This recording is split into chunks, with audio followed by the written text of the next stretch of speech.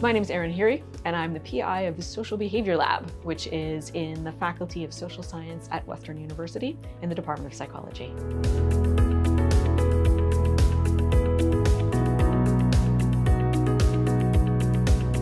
I'm a clinical psychologist by training, so I did my PhD in clinical psychology at the University of California, Berkeley, and have always had this interest in social behavior because it's a really sensitive indicator of when people have problems. So we look at, for example, how people exchange different kinds of social cues.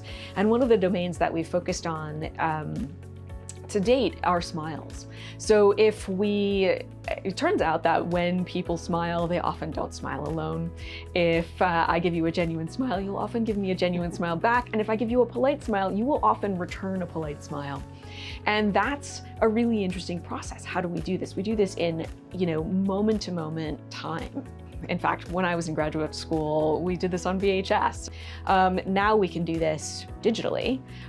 In fact, Noldus FaceReader has saved the day. It has massively shortened the timescale of the coding that we have to do. I think measuring behavior is critical moving forward. It's critical for understanding how we interact in the world. It's critical for understanding a lot of the social problems that arise in the world. How, for example, diseases like COVID spread from one person to another, and how misinformation spreads from one person to another. But for the research that I do, what we often do is we bring in people who don't know one another. And we bring them in groups. And we use round-robin designs, where it gives us the chance to have each person interact with each other member of their group. They're then brought to research rooms where they interact with their first interaction partner. So the VISO system records all of the interactions that happen. It starts and stops the cameras and allows us to control the cameras so that we can make sure we're focused on participants' faces, and that gives us a chance to run these interactions simultaneously without worrying about trying to start and stop cameras manually. And then we'll take our video files, and those get coded first through Noldus FaceReader, which will automatically code muscle movements that people make when they smile, when they frown. The other element that Noldus gives us is a remote photoplasmography module, which allows us to capture, or at least to estimate, heart rate from video. And one of the things that we can do with the Noldus data that we can't do with our video data is we can put them online so that other researchers can look at them. We don't have to worry about people's images being online. We don't have to get permission for this.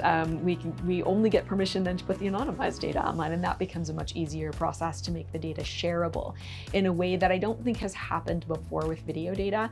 Understanding social interactions requires a lot of data. And the more we can share those data, the more we can understand sort of people at, more diverse populations, right? People at different age groups, people in different scenarios, people in different countries.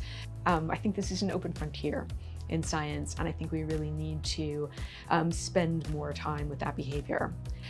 So having a computer program, having an AI that can model people's faces and can model what they are doing, and Noldus FaceReader also, of course, gives you information about emotions that people have based on their facial expressions. We don't tend to use that as much. People don't tend to show a lot of canonical emotional expressions in normal face-to-face interactions. So one of the things that Noldus gives us is this chance to really decode faces in a way that is free of our human biases. And as machine learning and deep learning, as those techniques and tools advance, so too will the automated analysis of facial behavior.